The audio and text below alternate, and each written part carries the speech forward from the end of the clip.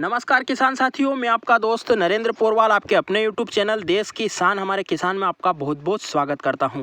किसान साथियों, समर्थन मूल्य पर गेहूं की खरीदी चालू हो चुकी है और उसके चालू होते ही किसान भाइयों के मन में लगातार सवाल उठ रहे हैं उसके बारे में जानने के लिए। तो उनके कुछ ऐसे कमेंट आए हैं, उनके ऐसे सवाल आए हैं जिनके कि मैं लगातार वीडियो बनाकर जवाब दे रहा हूँ। पिछले वीडियो में भी मैंने उनके बहुत सारे सवालों के जवाब दिए थे, तो इस वीडियो में भी अभी कुछ और कमेंट में जवाब प्राप्त हुए हैं या सवाल प्राप्त हुए हैं, तो उनके सभी के क्लियर रूप से जवाब मैं देने वाला हूं, जिससे कि किसान भाई दुविधा से बच सके और उनका जो है फायदा हो जाए। मैं सभी सवालों के जवाब देने वाला हूं, तो आप पूरी जानकारी के लिए वीडियो को पूरा अंत तक जरूर देखें, जिससे आपको पूरी जानकारी समझ में आए। हमारी मेहनत और जानकारी पसंद आए तो लाइक जरूर करें और ज़्यादा से ज़्यादा किसान भाइयों तक शेयर करें। और ऐसी ही जानकारी जल्दी से जल्दी प्राप्त करने के लिए चैनल को लाल बटन दबाकर सब्सक्राइब करें और पास में लगा घंटी का बटन भी जरूर दबा दें, जिससे हम जो भी जानकारी डालेंगे वो बिना देरी के आप तक जल्दी से जल्दी पहुंच जाएगी। और आप ज्वाइन बटन भी क्लिक करके मेंबरशिप ले सकते हो, जिससे कि आपको विशेष सुविधा जैसे कि फ़ोन कॉल्स, व्हाट्सएप कॉल्स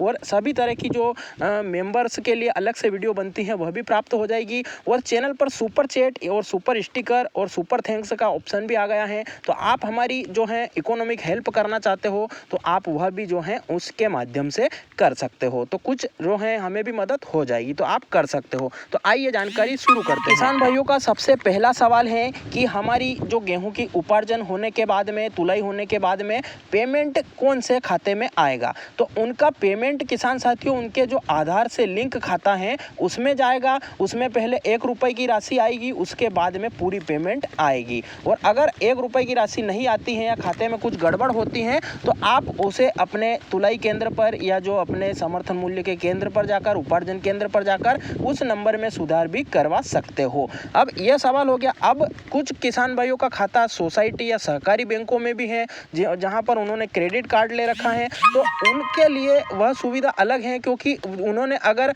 अभी कर्ज जो है अभी नहीं अदा किया है तो उनके खाते में वह वहां पर सोसाइटी में जमा होगी। बाकी जिन किसान भाइयों ने जो है सहकारी बैंक का ऋण जो चुका दिया है या भर दिया है या पलटी कर दी है, तो उन किसान भाइयों का पैसा सहकारी बैंक में जमा नहीं होगा, सहकारी बैंक उसे नहीं रखेगी और वह जो है अपने आधार से लिंक जो प्राइवेट बैंकों में खाते हैं वहां पर भी जा सकते हैं। बाकी जिन किसान भाइयों ने ऋण जमा नहीं किया है, उनका ऑडियो चल रहा है, तो उनका जो है सरकार गेहूं का जो तुलाई का पैसा आएगा वह सहकारी बैंकों में जमा करेगी। तक यही सूचना है, आगे कुछ परिवर्तन होता है तो हम आपको जरूर बताएंगे। तो ये तो पहला सवाल हो गया। अब दूसरा सवाल है कि जो है उपार्जन के बाद पेमेंट कितने दिनों में अपने खाते में आ जाएगा। तो किसान साथियों, सरकार का नियम है कि जैसे ही आपका उपार्जन होता है, आपकी बिल्टी बनती है, उसके कम से कम 7 दिन के अंदर पेमेंट खाते में ट्रांसफर हो जाना चाहिए। पर कुछ छुट्टियां होती हैं, कुछ दिक्कतें आती हैं या कुछ उनका आगे से फंड रुक जाता है, तो उसके कारण 2 से 3 दिन पेमेंट लेट भी हो सकता है।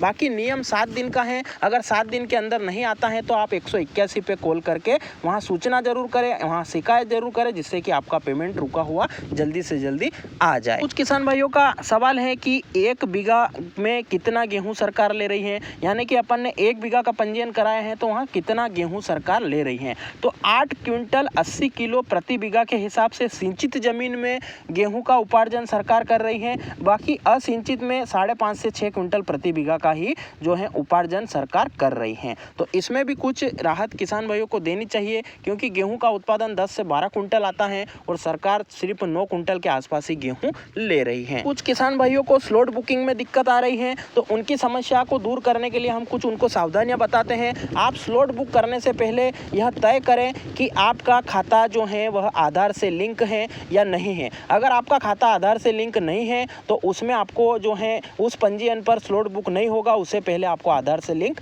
करवाना होगा। उसके बाद दूसरी सावधानी आप यह रखें कि स्लॉट बुक में तारीखें आप जब लिखते हो तो उसमें आपको जो है जो खाली तारीख होती है, जो हरे रंग की होती है, उसमें आपको जो है करना है, जिससे कि आपका स्लॉट बुक जल्दी हो जाएगा। उसमें आपको उपार्जन केंद्र की क्षमता देखना है और उस हिसाब से उसी उपार्जन केंद्र पर आपको जो है स्लॉट बुक करवाना है। अगर उस उपार्जन केंद्र की क्षमता खत्म हो चुकी है, उस दिन के लिए पर्याप्त वहां पर गेहूं स्लॉट बुक हो चुका है, तो उसमें आपको नहीं करना है, नहीं तो स्लॉट बुक नहीं होगा। उसके बाद में आपको जब वहां पर उपार्जन के लिए आपकी गेहूं की मात्रा पूछी जाएगी तो उसमें आपको कम से कम मात्रा लिखनी है। जैसे कि अभी वर्तमान समय में 100 क्विंटल के अंदर अंदर के स्लॉट बुक जल्दी हो रहे हैं, तो आपको उसमें उतनी ही मात्रा लिखनी है, 1 ट्राली 2 ट्राली जितनी ही मात्रा लिखनी है, जिससे कि आपका स्लॉट बुक जल्दी हो जाएगा। अगर आपका पंजीयन 200 कुंटल का है और आप एकदम से अभी 200 कुंटल का उपार्जन करना चाहोगे तो उसमें स्लॉट बुक में दिक्कत आएगी और वह तारीख आपको 20 से 25 तारीख ही दिखाएगा, तो वहाँ स्लॉट बुक में दिक्कत आती है। तो आप कम उपार्जन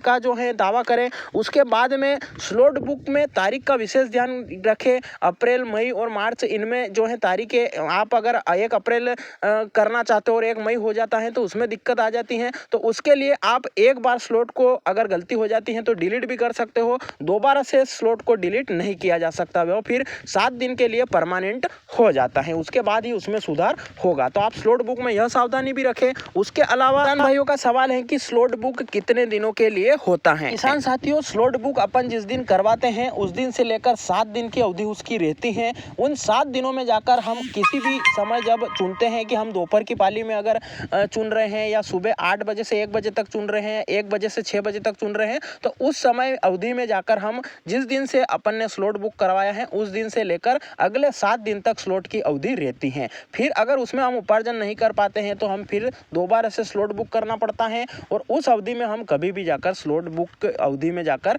उपार्जन कर सकते हैं। तो किसान साथियों, यह थे कुछ सवाल जिनके हमने सटीक रूप से जवाब दिए हैं। आपको कैसी लगी जानकारी वह भी कमेंट में जरूर बताएं। इसके अलावा आपके कोई सवाल या सुझाव इस जानकारी के बारे में या अन्य किसी जानकारी के बारे में हो तो आप वह भी कमेंट जरूर करें, जिससे हम आपके सवालों के जवाब भी देंगे। आपके कोई सुझाव होंगे तो वह भी ज़्यादा से ज़्यादा किसान भाइयों तक पहुंचाएंगे। बाकी आपने स्लॉट बुक करवा दिया है नहीं करवाया है वह जानकारी अभी देखें। स्लॉट बुक की लिंक कौन सी है, कहां पर जाकर आपको करना है और कैसे करना है, पूरी जानकारी हमने स्क्रीन रिकॉर्डिंग के माध्यम से वीडियो बनाकर आपको पूरी जानकारी वीडियो के माध्यम से दे दी है, जिसमें कि संपूर्ण जानकारी दी गई है। इसके अलावा जो गोठड़ा माता जी की भविष्यवाणी हुई है उसकी भी सभी जो लाइव वीडियो हमने डाली है, उसके बाद में वहाँ का जो गंगा जल, हवन, पूजन, आरती, पूर्णाहुति सभी का लाइव वीडियो डाला है। उसके साथ ही साथ माता जी की रियल आवाज़ में ओरिजिनल वीडियो हमने वहाँ पर जाकर लाइव आवाज़ में बनाया है। उसके बाद में एक वीडियो उसका हिंदी अनुवाद, क्योंकि मालवी भाषा सबको समझ में नहीं आती है तो उसके लिए हिंदी अनुवाद का वीडियो भी बनाया है, तो आप वह भी जाकर देखें। उसके अलावा लहसुन के सभी व्यापारियों से चर्चा करके हमने आगामी दिनों में क्या भाव भविष्य रहने वाला है,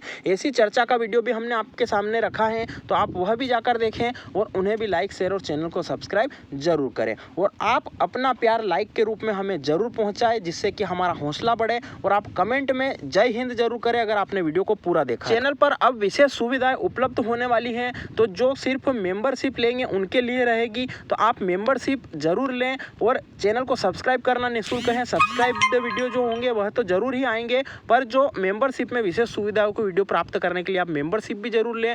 सुपर चैट, सुपर स्टिकर के ऑप्शन भी आ चुके हैं, तो आप उनके द्वारा हमारी कुछ मदद अगर करना चाहते हो तो वह भी जरूर करें। फिर मिलते हैं नई जानकारी के साथ नए वीडियो में। जय हिंद, जय भारत, वंदे मातरम।